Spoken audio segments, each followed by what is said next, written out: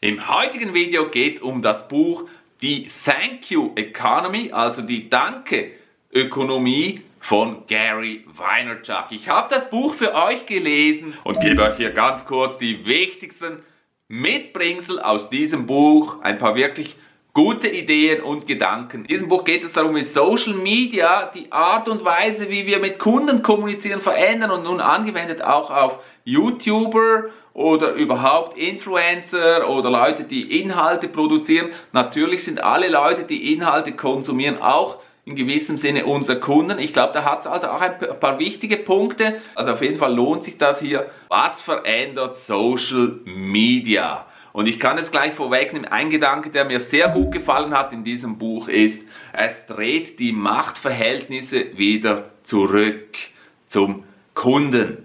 Stellt euch vor nicht allzu langer Zeit im kleinen Dorf, da gab es einen Metzger. Jeder kennt den Metzger, der Metzger kennt jeden im Dorf.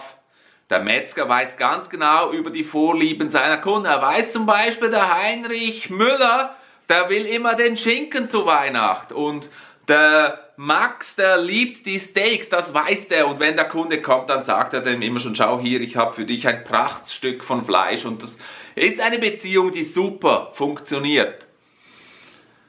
Wenn dieser Metzger aber seine Kunden betrügt, dann spricht das ganze Dorf darüber und der ist ruiniert, sein Geschäft ist vorbei. So war das vor nicht allzu langer Zeit, als die sozialen Netze klein waren und funktioniert haben. Jetzt, dazwischen ist irgendwas passiert. Plötzlich haben sich diese Machtverhältnisse vom Kunden zu den großen Unternehmen gedreht. Die Unternehmen wussten, dass sie ihr Produkt sowieso loskriegen, weil die Kunden haben gar keine Wahl. Die müssen ja das Fleisch kaufen, weil es gibt diesen kleinen Metzger gar nicht mehr. Es gibt nur den Großverteiler. Also sei gefälligst froh, wenn du überhaupt was kriegst. Ganz andere Denkweise. Marketingbotschaften werden einfach reingedrückt, reingepusht in die Masse, in die dumpfe, große Masse, die das konsumieren muss, weil die hat ja keine Wahl. Und irgendwann wirkt das dann sind die programmiert und die kaufen das. Das ist die Denkweise, die dann eine gewisse Zeit vorgeherrscht hat. Und dann passiert Social Media. Social Media! Viele haben es noch nicht verstanden und ich sage es hier klar und deutlich, dreht die Machtverhältnisse zurück vom Großkonzern zum Kunden.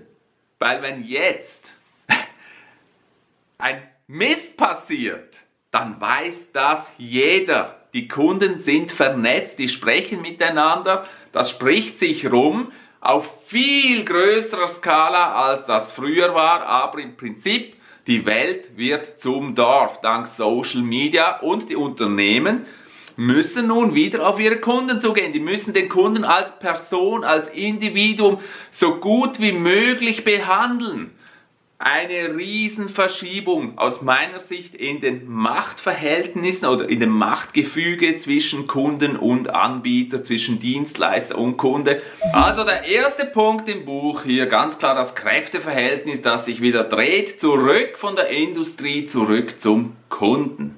Der zweite wichtige Punkt, den ich aus diesem Buch mitnehme, ist, die Werbung hat vielfach noch nicht verstanden, dass Social Media kein klassischer Push-Kanal ist. Social Media ist nicht einfach nur ein Push-Kanal, sondern Social Media ist ein Netzwerk. Man ist verbunden mit seinen Freunden, wir wissen das natürlich, wie das funktioniert, aber das hat die Industrie, die Werbung so noch nicht unbedingt verstanden. Die gehen da mit herkömmlichen Mitteln ran und trompeten da ihre Marketingbotschaft in irgendein Netzwerk rein. Und stellt euch vor, ihr steht da zusammen mit 5 Freunden, diskutiert gemütlich und da kommt irgendwie so ein 6. Fremder dazu und der sagt euch, kauf mein Produkt, das ist das Beste. Dann denkt ihr erstmal, mein Gott, was will der hier? Spinnt der? Interessiert mich überhaupt nicht. Und genau das tut die Industrie teilweise. Die bläst da wie auf Fernsehen ihre Botschaft in die Masse rein, in die Netzwerke von Menschen und haben gar keine Verbindung. Was sie stattdessen tun sollen, ist das Umdrehen. Sie müssen zuerst Teil des Netzwerks sein, sich aktiv am Netzwerk beteiligen. Sagen wir, ich bin einer von diesen 5 und habe zufällig noch ein Produkt, dann spreche ich mit den Leuten, die sich grundsätzlich für dieses Thema interessieren. Ich werde Teil dieses Netzwerks, das sind Freunde und irgendwann merken die so, ach so, du hast ja da auch noch dieses Produkt, das wäre vielleicht interessant. Und wenn die das dann gut finden, dann erzählen die das weiteren Kollegen und über das verbreitet sich auch die Botschaft. Klingt ganz einfach, haben aber noch nicht alle verstanden. Und das ist die zweite und dritte wichtige Botschaft hier. Social Media ist nicht einfach ein Ersatz für die bisherige Plakatwerbung oder Fernsehen, sondern man muss sich auf die Netzwerke konzentrieren. Und das dritte, das hier so ein bisschen versteckt ist, viel wichtiger, als dass ich hier als Anbieter zum Beispiel meine Botschaft reinposaune, ist, dass im Netzwerk drin das Vertrauen besteht, dass es sich um etwas Gutes handelt und Freunde wiederum ihren Freunden erzählen von diesem Produkt und sich dadurch die Botschaft verbreitet, dass es irgendwas Tolles ist, das sich auf jeden Fall lohnt, näher anzuschauen. Das ist viel effektiver. Aus Sicht Unternehmen auch viel wichtiger, direkt in die Kunden zu investieren. Stellt euch vor, ich führe ein Restaurant. Ich investiere in eine Marketingagentur, ich zahle der viel Geld, damit sie Werbung für mein Restaurant macht. Das ist die klassische Variante.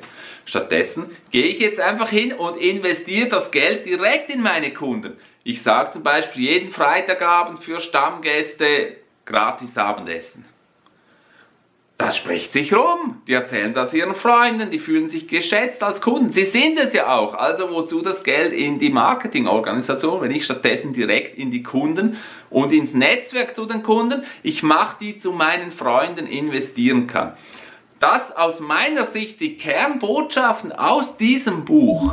Es hat dann am Schluss noch eine Liste von wichtigen Punkten. Ich gebe euch hier die wichtigsten schnell im Schnelldurchgang. Es wird gefordert. Grenzenloses Kundenengagement. Greife Trends immer als Erster auf. Du musst eine Unternehmens- und Servicekultur mit Herz bauen. Und jede Transaktion, jede Interaktion mit einem Menschen ist eine Interaktion mit einem möglichen Kunden. Lassen Sie sich von Kundenwünschen beeinflussen, aber nicht steuern. Großer Unterschied. Versuch eine Community aufzubauen, die eine Bindung zu deiner Marke hat. Nutze jede Gelegenheit zur Kommunikation, nicht für Werbung. Ein riesiger Unterschied zur Kommunikation in dem Netzwerk, um die Bindung und die Freundschaft zu vergrößern. Setz auf den Wow-Faktor. Das heißt, du möchtest, dass deine Kunden allen von diesem tollen Erlebnis erzählen. Du musst den Kunden immer wieder zeigen, warum sie deine Marke lieben. Und auch viele kleine Schritte führen zum Ziel. Das sind so noch die Top-Punkte, die am Schluss des Buches auch zusammengefasst sind. Das sind die Key Messages in diesem Buch. Ich finde, das Buch ist ein bisschen lang geschrieben. Das ist vielleicht die einzige Kritik hier. Es redet da ein bisschen lange um den heißen Brei. Ich habe euch hier die wichtigsten Punkte zusammengefasst. Verinnerlicht das. Hört vielleicht das Video nochmal, damit ihr wirklich all die Punkte mitkriegt und versucht das irgendwie in euer tägliches Schaffen und in eure Interaktion mit Menschen, mit Netzwerken daran zu denken.